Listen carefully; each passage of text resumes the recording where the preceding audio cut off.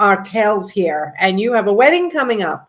I do. I have a wedding. My daughter gets married on Saturday. So starting today, I have family coming into the home. We're going to be a full house, and yeah, Yay, and be that's lots of fun. fun. That's fun.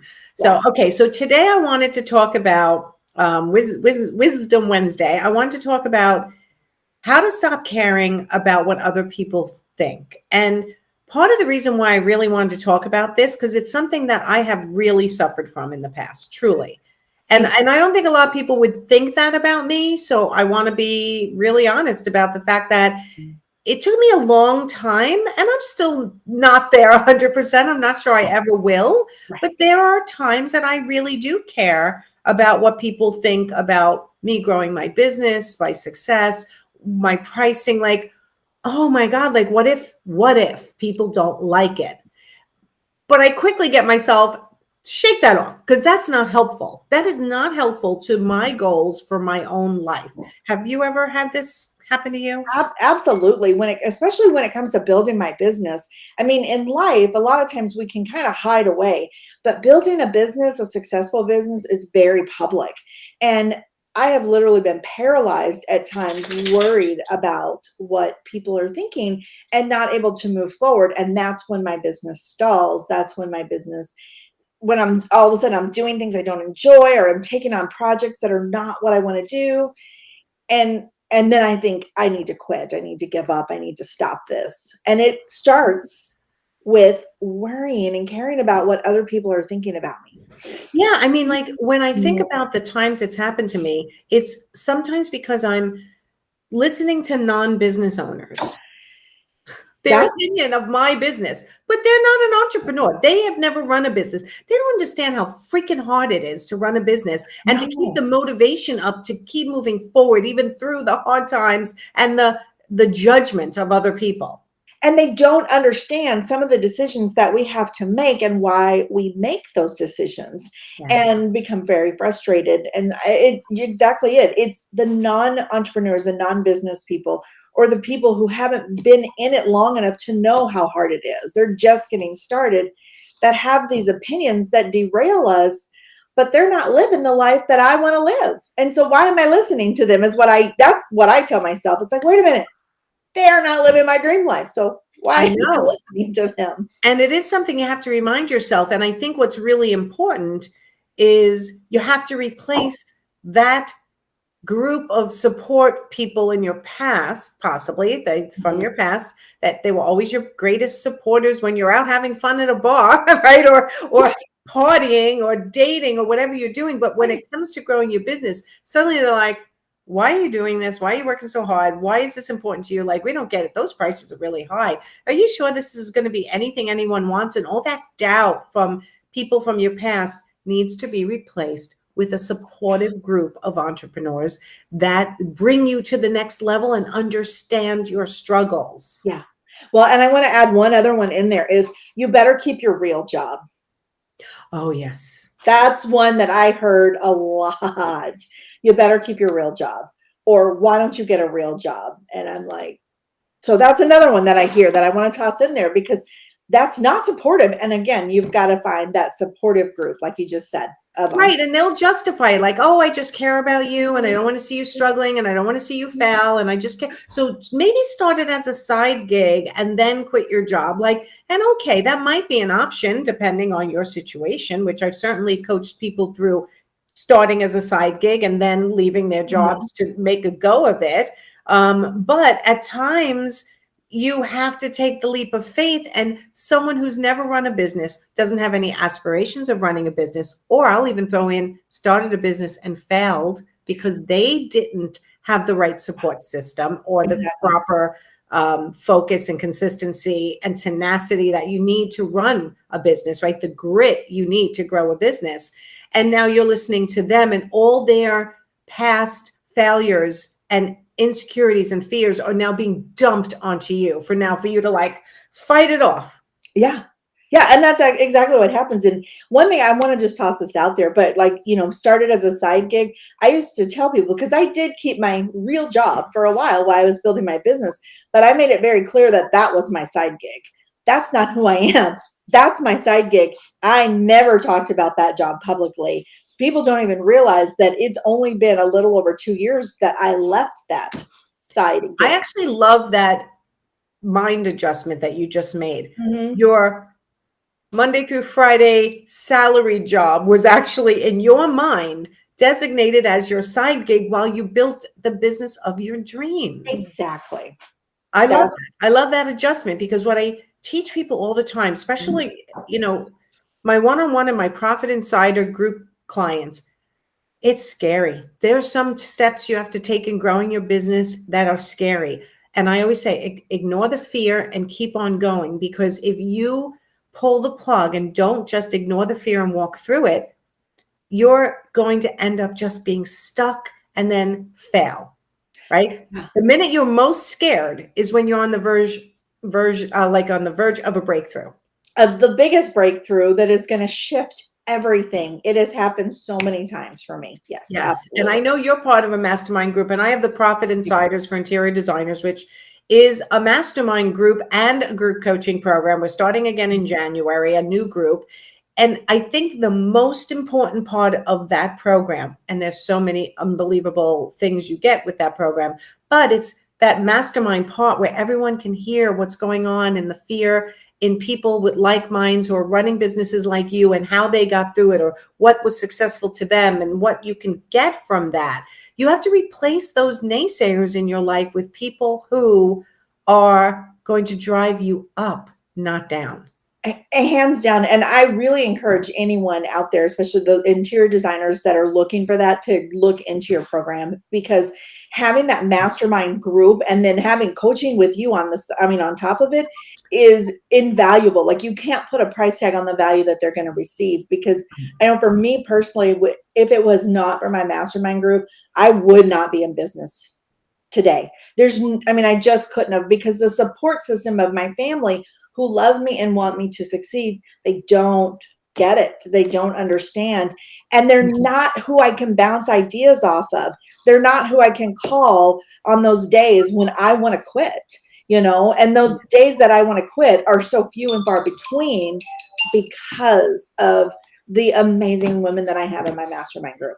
Yes, and I want to give everyone a visual that I think I put this in one of my trainings in the membership site, but it's really, I when I first started coaching, I interviewed a bunch of coaches and got their mindset, and I just was interviewing them, and I had put it out as a series way back when, 6 years ago. But there was this one interview I did with Alex Onderu, I believe was his name. And he told this story in the interview that I thought was brilliant. And now I use it a lot in my presentations, and I always give him credit for it. But he said, imagine yourself standing in a box, a big box, obviously. And in the middle of the box, a drain appears. And now water starts filling the box and it's going down the drain, and you're like, oh God, now you're slipping into the drain. And friends and family who are also in your box with you, your community, are grabbing your hands to pull you up from the drain because they want to save you. They're afraid you're going to get hurt and leave their world in a not so appealing fashion. Mm-hmm. The next day, so they save you. The next day, you see something outside that box that you want to really go for, like running your own business or bringing your business to a whole new level or shifting your focus. And you start going, you know what? What's outside my box, what's outside my community is so appealing to me. I'm going to start climbing out of the box and go for my dreams. Go for that thing that's outside that box where everyone else is with me. And what happens? The same people who saved you from going down the drain are now, pulling at your feet, going, no, what are you doing? Don't Like, do that. that's not smart. That's scary. That's risky. Stay here with us because we love you. Because we love you. That is a perfect story to describe what it is to be an entrepreneur. Yes. And it's not easy to navigate that love that you want to reciprocate, but you have got to go for your dreams. Right. And I feel like that story displays how you can hear your loved ones with compassion, understanding that they're just trying to keep you in the world that they understand, the world that they are comfortable in, because Yes. not a lot of people are entrepreneurial spirits. There are most people are just, working for regular jobs, which is Mhm. okay too.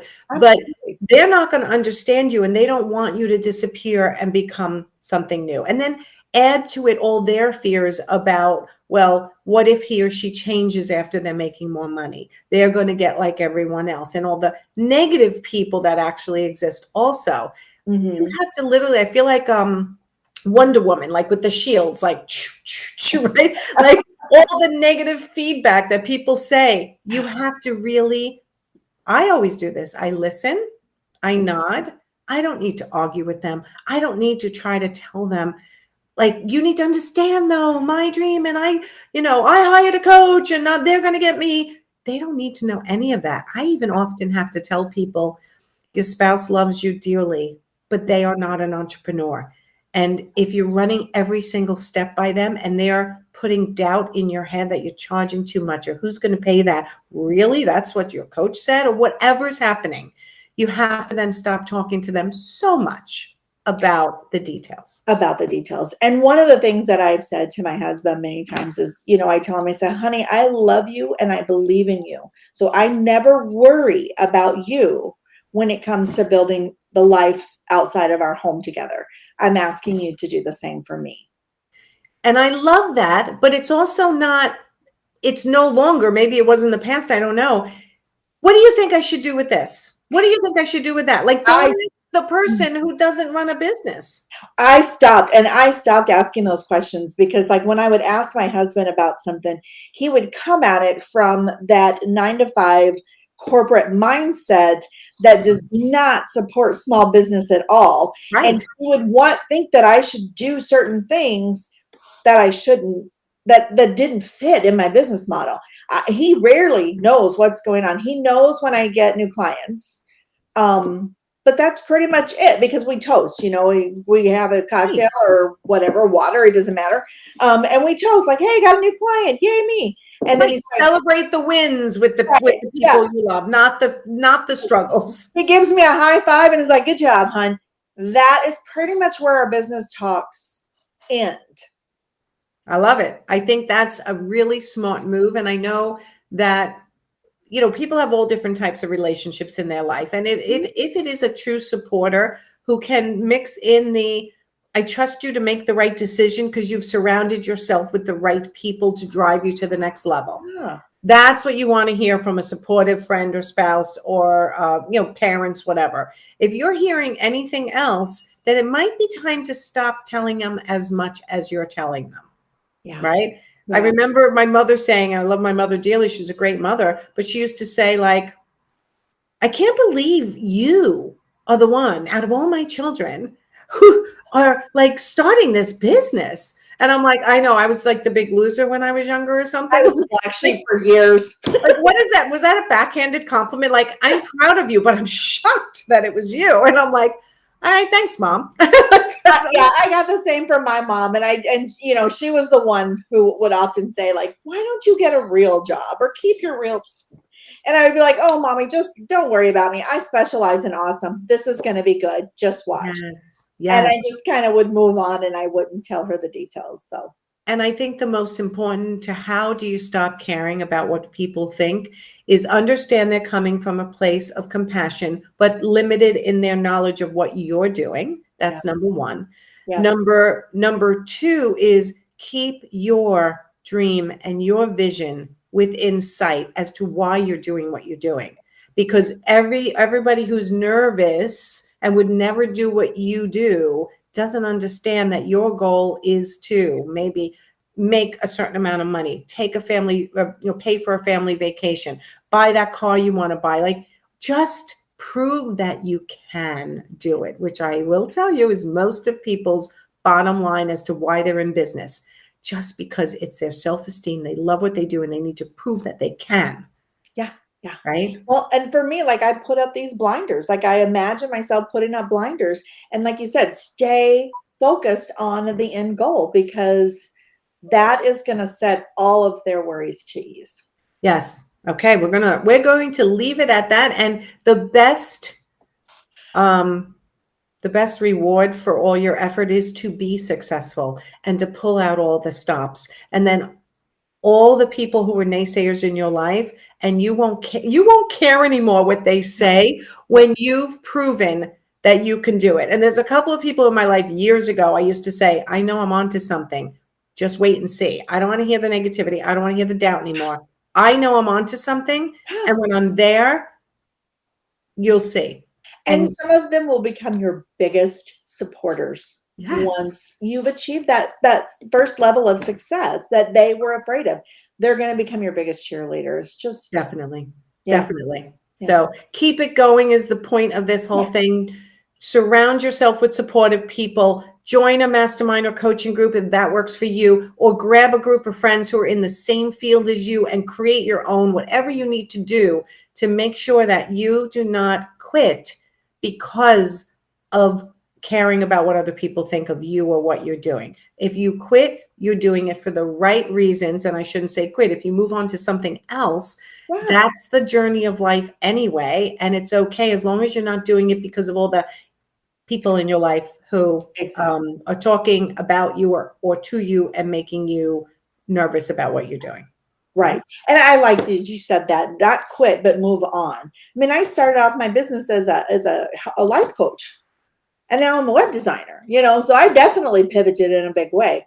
But We've all had journeys, and pretty much all my clients will say to me, this is my journey. I was and same as me. I was a banker, then I was a personal fitness instructor, then I was a stay-at-home mom, then I was an art consultant, art framing and accessory consultant, and now I'm a coach. You know what? Isn't it wonderful that we can recreate ourselves so many times? oh my gosh, I think I've had 10 careers. I Yes. was in the military, and then I went in, yeah, and then I went into like administrative work and things like that, and then I went into doing technology, video conferencing and support like that for a statewide network, and then I went into being a technical support person, and then managing a technical support desk, building an agency for technical support, you know. And then I went to life coach, and then I went back to technology with my web design business. But I mean, so many things along the way and I use all of them. So I love that Yeah, and even that along the way is like, why are you doing that? Why are you switching to that? Why are you doing? Aren't you happy? You're making good money. Why would you bother changing? You know what? Sometimes this is the journey of life, it, right? it is. Enjoy the journey. And my husband, every time I say, I think my next career, my husband rolls his eyes because he's like, honey, can we stay with one for a while? You know, I was on a podcast the other day, Designed for the Creative Mind, I think it was called, with Michelle Lynn, which was so much fun to do with her. She's another interior design business coach. And she said to me, if you couldn't do what you do today, coaching, what would you do? And it really stumped me because Oh, I know I'm finally in the right spot. I enjoyed all my other career choices, but I know that this is where I should have been at 25 years old. And basically I was, it just wasn't official. I was giving advice to everybody, but mhm. I'm where I'm supposed to be. So I said, I don't know, psychologist. Like if I chose, because basically I'm partly a psychologist and partly a coach, partly a business mom. I'm like partly all these things. But it was an interesting question. So enjoy the journey. Yeah. Get rid of the worry about what other people think, because it's your journey and it's no one else's. And you deserve to go the path you want to go and make it work if you can, or pivot if you can't, and that's okay. And that's okay. And that's okay. Absolutely. So, all right, we're going to leave it there. So enjoy your daughter's wedding Thank you. Yeah. and Thanksgiving, because we are not going to be here next Wednesday because I can't be here. You might do your own live and you can Yeah. always share it in the group. Yep, I'll share it in the group. I've got a great topic that I was going to share next week. So, your website doesn't need fat pants. So it's a good Thanksgiving themed topic. So, That's fun. Well, I'll look forward to watching it. So please feel free to share it in our groups. And I will see everybody, I think, tomorrow. I'm not sure I'm going live tomorrow. I think I am. And go have a great Wednesday. Thanks, yes, Teresa. thank you. Bye, Bye, everyone. everyone.